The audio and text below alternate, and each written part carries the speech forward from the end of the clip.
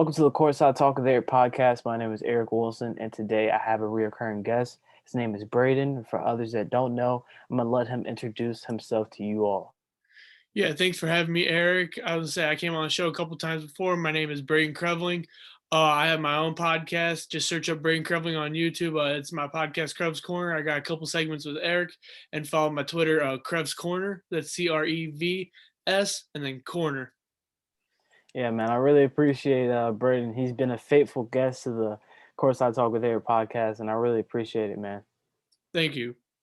All right, so for today's topic, we're going to be listing our top five of the MVP NBA race. So we're going to start out with the number five. Who's your number five in this race? Yeah, I got the point guard from the Portland Trail Blazers, Damian Lillard. He's played in 29 games, averaging 30 points and 8 assists, along with 4 rebounds.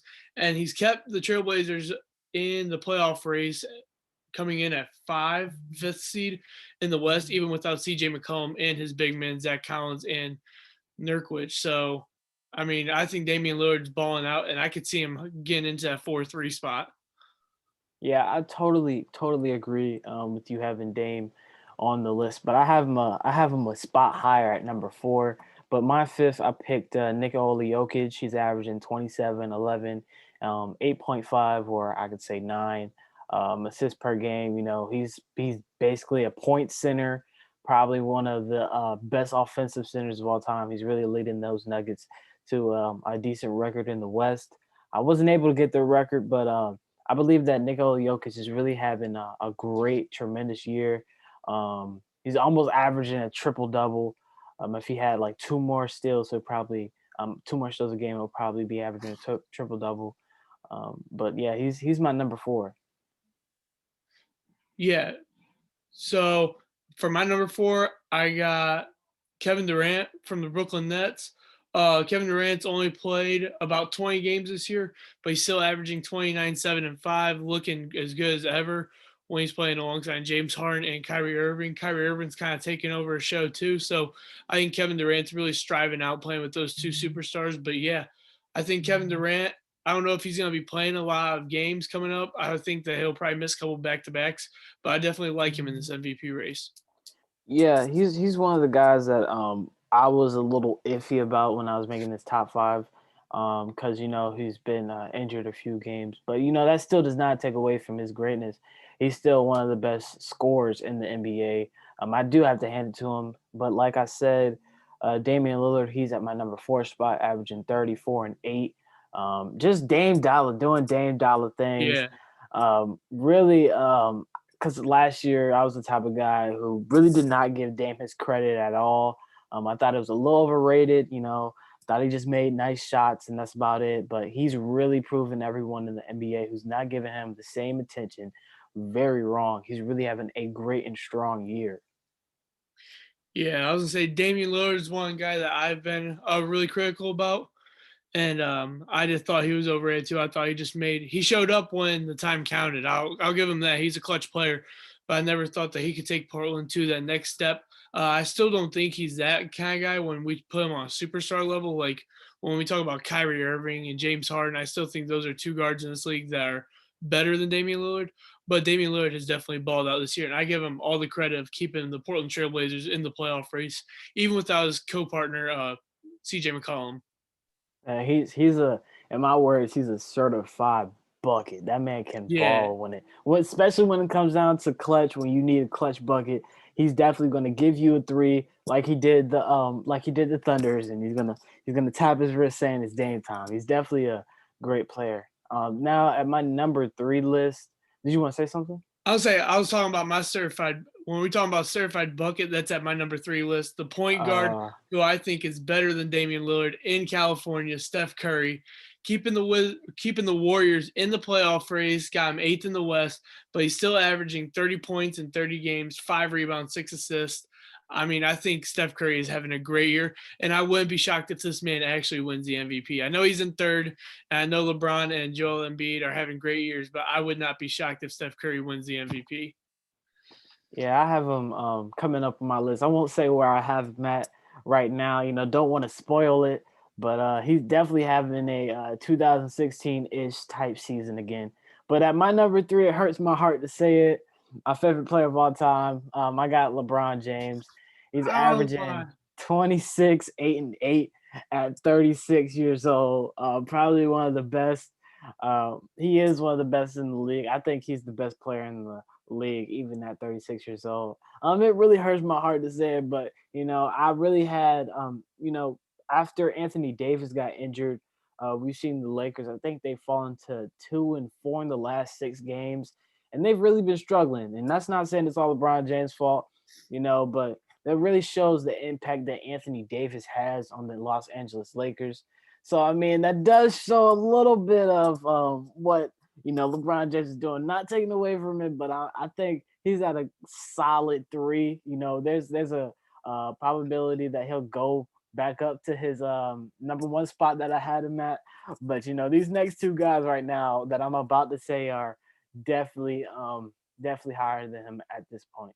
I'll say you just won me on LeBron. You were talking me. I had Joel Embiid a couple weeks ago winning the MVP, and you had me convinced that LeBron. So I mean, you said you had Steph Curry in your top two. I have Joel Embiid as number two.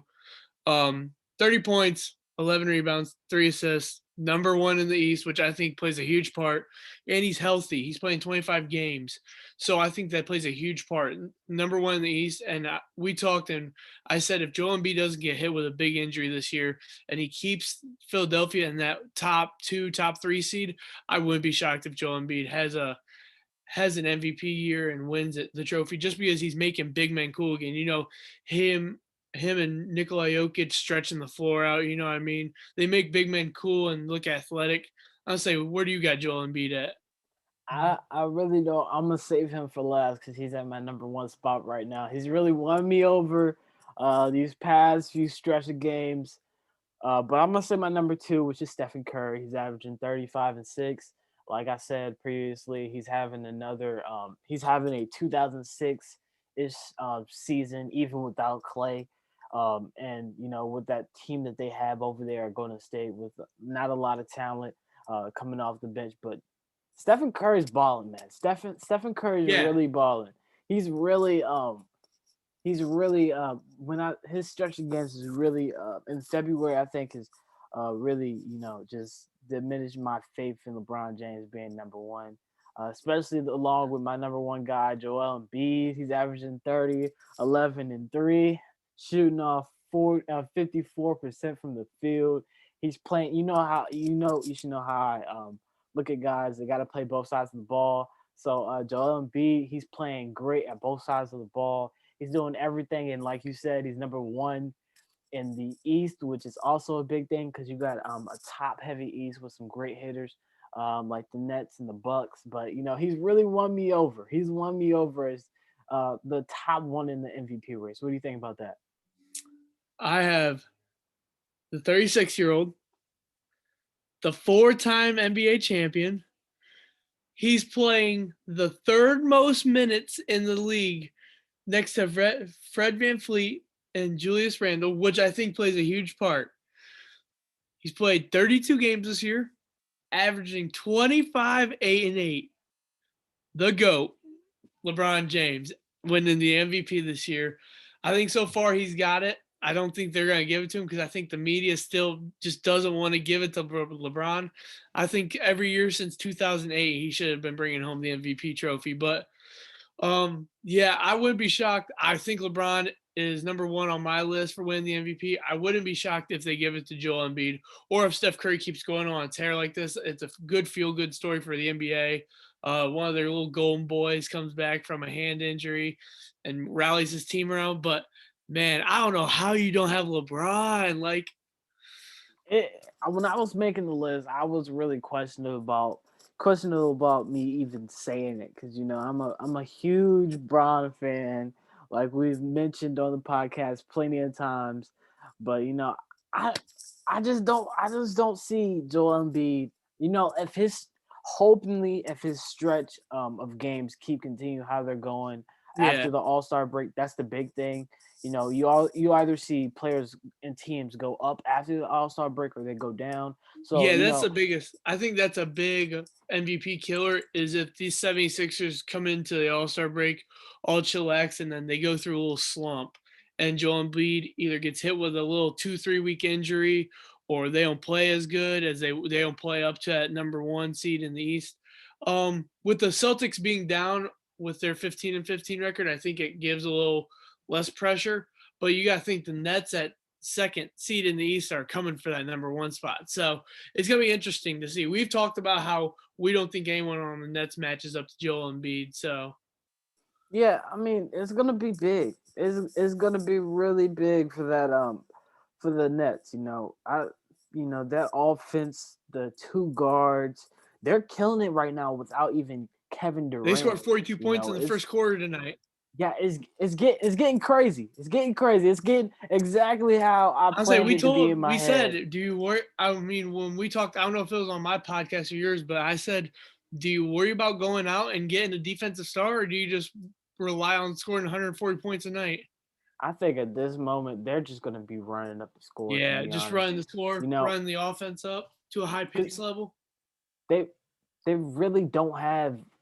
I've said it multiple times. They don't have that many defensive players that can really guard the bigs. It's going to be in the East, which is a huge problem. Giannis, And I really I don't see a Giannis stopper because I told you my no. biggest concern is making KD guard the opponent's team's best player. KD can hold his own, but I don't want KD relying on him getting a bucket at one end of the floor and then guarding Giannis at the other end. Only reason why KD can hold his own, in my opinion, because it's his length, his Yeah, wingspan.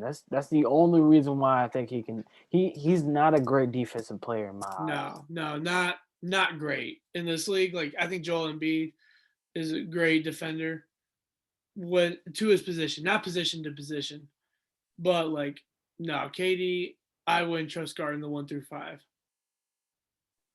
Now that we've basically picked our five race for the MVP. Brady didn't like my number one, but No, it's it's not that just I gonna didn't happen. like It's it. I just didn't gonna. like how you didn't even have LeBron in your top two. I think top three is sustainable. Top three is sustainable. But I'm gonna throw you a curveball. I didn't tell you before this, but I just thought about it on the spot. What do you think about the Utah Jazz? They've had a bunch of comparisons to that Hawks team when they won 60 wins with Mike Budenholzer. Do you think the Jazz are legit, or do you think that they're No, they're phonies? not legit. I see them being that Hawks team that I watched the Cleveland Cavaliers dog walk through a whole stretch of years. No, that's a good comparison, but you got to see the Jazz fold. They had the Denver Nuggets up 3-1 and folded last year in the Uh, bubble. I don't know. This team looks really. It This looks team good. looks really I'm good. waiting for their fallout. That's what I'm really waiting for, Eric. I'm waiting for their 5 or 6 game losing streak stretch. Because they got like we said, they got Gobert playing both sides. He's playing tremendous defense. He's probably going to be defensive Yeah. player of the year this year. Playing tremendous defense. He's not really a bother on the offensive side. He's averaging I think around 12 or 11 points. And you got D Mitch. He's playing great. Mike Conley's playing great. You got the sixth man of the year, Jordan Clarkson. He's No, probably going to be I sixth man of the year. respect Jordan Clarkson. That man is a bucket. That Yeah, man is averaging 18 points a game right now. And you also have a Derek Flavors. You got plenty of guys coming even off the bench that is going to give the Jazz some scoring. So I think the Jazz are legit. so do you think Jazz could give a Clippers or a Lakers an No 80, question. 80 on the Lakers? Do you think how many games will it take a series for both of them teams?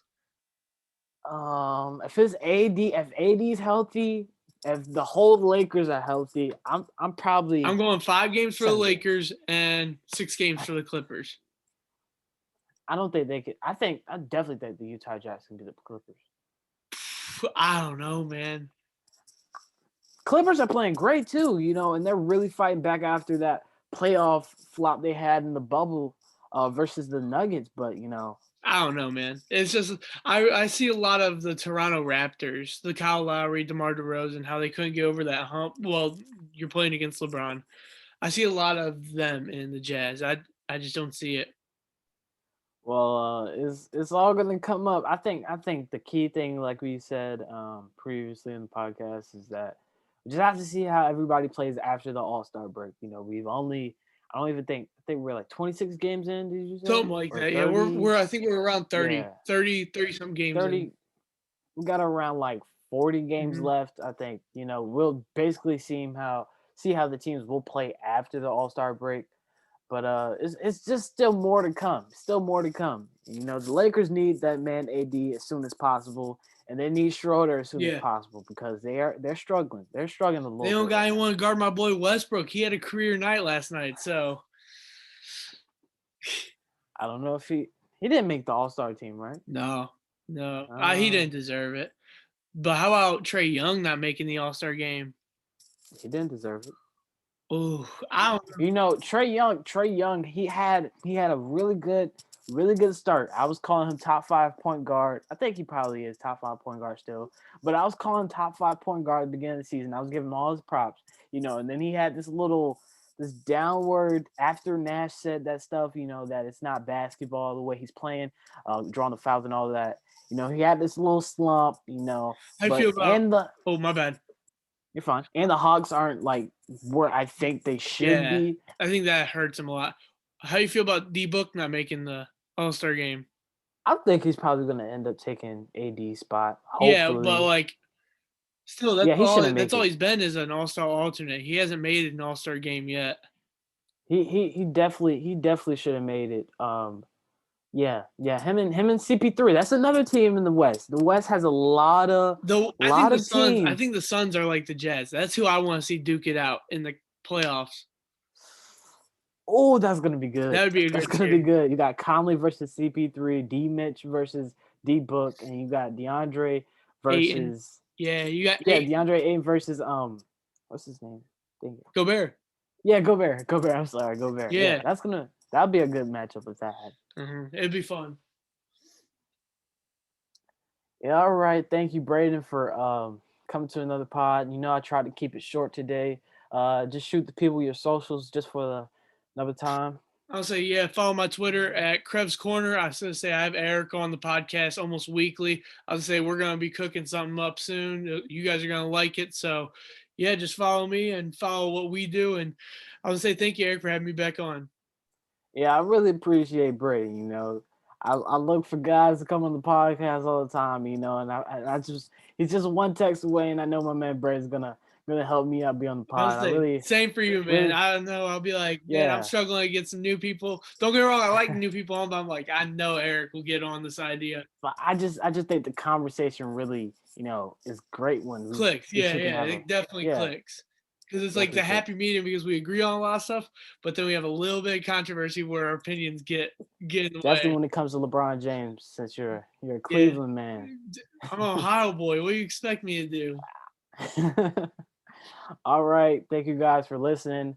And remember, Courtside Talk with Eric, doing sports the 757 way. Thank you.